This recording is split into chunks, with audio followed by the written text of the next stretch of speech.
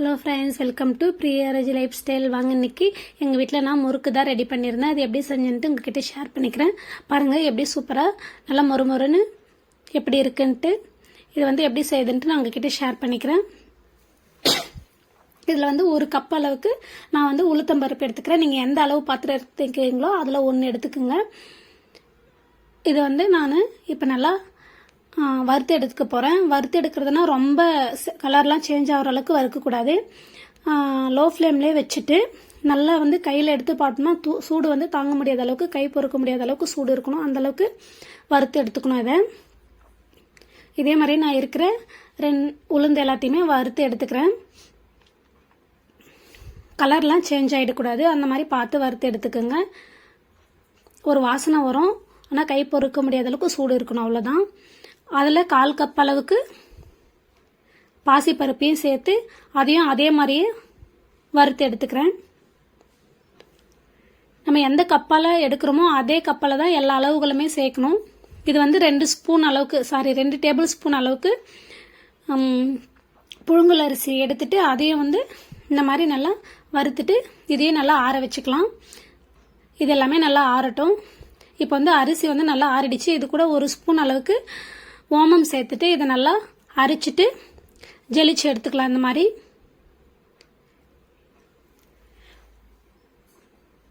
இப்போ ஏற்கனவே வறுத்து வச்சேன் அந்த உளுத்தம்பருப்பும் பாசிப்பருப்பும் நல்லா ஆறிடுச்சு. இப்போ இதை நல்லா ஒரு டைம் வாஷ் பண்ணி எடுத்துக்கிறேன். வாஷ் பண்ணிவிட்டு இது கூட எந்த கப்பால் நான் உளுந்து பருப்பு எடுத்தனோ அதே கப்பால் கரெக்டாக 3 கப் அளவுக்கு தண்ணி சேர்த்துக்கிறேன். இது கூடவே பெருங்காயம் நான் கட்டி பெருங்காயம் இருந்துச்சு, அதனால ஒரு துண்டு சேர்த்துக்கிறேன். நீங்கள் தூள் பெருங்காயம் இருந்தாலும் அது 1 ஸ்பூன் சேர்த்துக்கலாம். இது பருப்பு வேகத்துக்கு உப்பு ஒரு ஸ்பூன் சேர்த்துக்கிறேன். சேர்த்துட்டு இது நல்லா விசில் விட்டு 2 விசில் விட்டு எடுத்துக்கலாம். அது இருக்கட்டும். இப்போ நான் எந்த கப்பால் உளுந்து எடுத்தனோ அதே கப்பால் 4 கப் அளவுக்கு பச்சரிசி மாவு எடுத்து இந்த மாதிரி ஜெலிச்சு சேர்த்துக்கலாம். ஏற்கனவே நான் அரிசி வறுத்து ஜெலிச்சு வச்சிருக்கேன்ல, அதுலேயே இதையும் ஜெலிச்சு சேர்த்துக்கிறேன். பாருங்கள், நம்ம ஜெலிக்கும் போது எவ்வளோ கப்பி வந்திருக்கு, அதனால தான் ஜெலிக்கணும். இல்லைனா முறுக்கு செய்யும் போது அதில் வெடிக்க ஆரம்பிக்கும். ஏற்கனவே நம்ம ஊற வச்சிருந்த பருப்பும் நல்லா வெந்துருச்சு. பாருங்கள், சூப்பராக வந்துருச்சு. இது நல்லா ஆறட்டும். இது நல்லா ஆறினதுக்கப்புறம் நம்ம ஏற்கனவே ஜெலிச்சு வச்சிருக்க மாவு கூடவே மிக்சியில் சேர்த்து நல்லா ஃபைனாக அரைச்சிட்டு அது கூட சேர்த்துக்கலாம். இந்த அளவுக்கு நல்லா ஃபைனாக அரைச்சி சேர்த்துக்கலாம். இது 2 சுற்றினாலே சூப்பராக இந்த மாதிரி ஃபைனாக வந்துடும். இதை நம்ம அந்த பச்சரிசி மாவு கூட சேர்த்துக்கலாம்.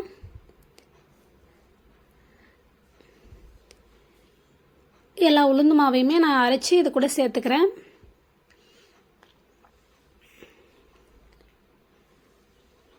இது கூட ஒரு துண்டு பட்டர் எடுத்துட்டு இதை ரொம்ப காய்ச்சிடக்கூடாது. அது உருகுனதுக்கப்புறம் இதில் சேர்த்துக்கணும்.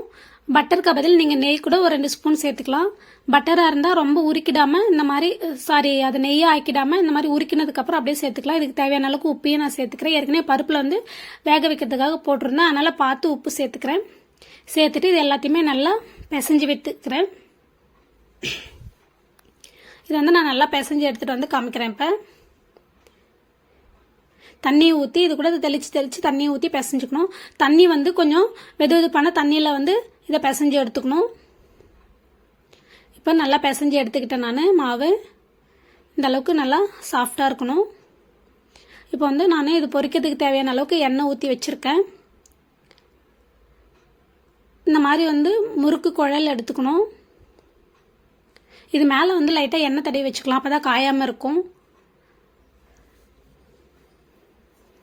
இந்த மாதிரி நிறைய இதில் அச்சு இருக்கும். அதில் உங்களுக்கு எது தேவையோ அது போட்டுக்கலாம். நான் 3 கண் இருக்கும்ல, அந்த முறுக்கு அச்சு தான் எடுத்திருக்கேன்.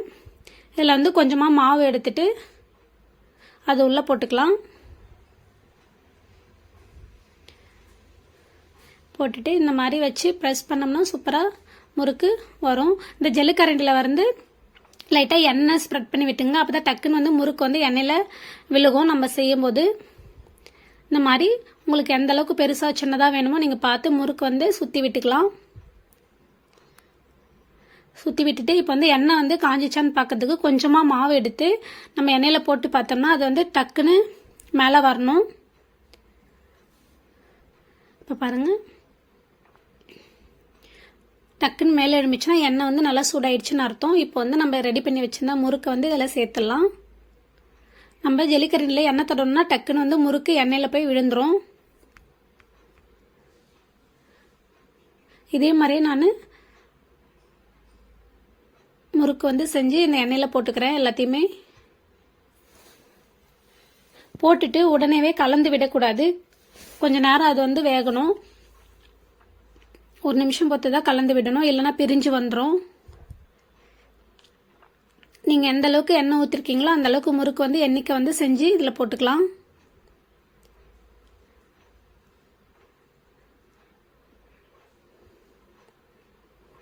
நான் ஊற்றிருக்கிற எண்ணெய்க்கு வந்து ஒரு 4 முறுக்கு வந்து இதில் நல்லா வேகும்.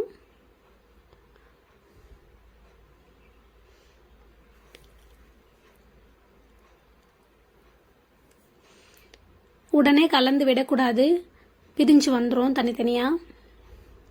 அதனால் கொஞ்சம் நேரத்துக்கு வெந்ததுக்கப்புறம் ஒரு சைடு கொஞ்சம் வெந்ததுக்கப்புறம் இன்னொரு சைடு திருப்பி விடணும். திருப்பி விட்டு அப்புறம் 2 சைடு திருப்பி விட்டு நம்ம எடுத்துக்கலாம். அந்த வந்து பபிள்ஸ் மாதிரி இருக்குல்ல, அது எல்லாமே நல்லா அடங்கணும். நல்லா முறுக்கு வந்து வெந்துருச்சுன்னா அந்த பபிள்ஸ் எல்லாம் வராது. இப்போ வந்து நான் திருப்பி விட்டு அப்புறங்க பபிள்ஸ் எல்லாமே நல்லா அடங்கிடுச்சு அந்த முறுக்கில். அதை வந்து நான் எடுத்துடுறேன்.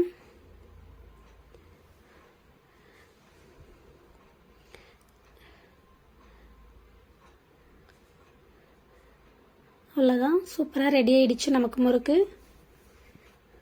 கண்டிப்பாக நீங்களும் இதே அளவுகளோட செஞ்சு பாருங்கள், ரொம்பவே சூப்பராக இருக்கும். ட்ரை பண்ணி பார்த்துட்டு கமெண்ட்டில் எப்படி இருந்துச்சுன்னு சொல்லுங்கள். பாருங்கள், சூப்பராக மேலே எழும்பி வருது பாருங்கள். இந்த மாதிரி நான் இருக்கிற எல்லா மாவுமே சுட்டு எடுத்துக்கிறேன். கண்டிப்பாக நம்ம வீடியோ பிடிச்சிருந்தா லைக் போட மறந்துடாதீங்க. நம்ம வீடியோக்கு ஒரு ஹைப் பண்ணிவிடுங்க. ஹைப்புன்னு ஒரு பட்டன் இருக்கும் கீழே, அதை வந்து ப்ரெஸ் பண்ணி விட்டிங்கன்னா இந்த வீடியோ வந்து நிறைய பேர் பார்க்குறதுக்கு யூஸ்ஃபுல்லாக இருக்கும். அவ்வளோதான், நான் எல்லா முறுக்கையுமே இதே மாதிரியே ரெடி பண்ணி எடுத்துக்கிறேன். நம்ம சேனலை மறக்காமல் சப்ஸ்கிரைப் பண்ணி சப்போர்ட் பண்ணுங்கள். தேங்க்யூ. நெக்ஸ்ட் வீடியோவில் வேறு ஒரு ரெசிபி பார்க்கலாம். பாருங்கள் எவ்வளோ சூப்பராக சாஃப்டாக இருக்குது முறுக்கு.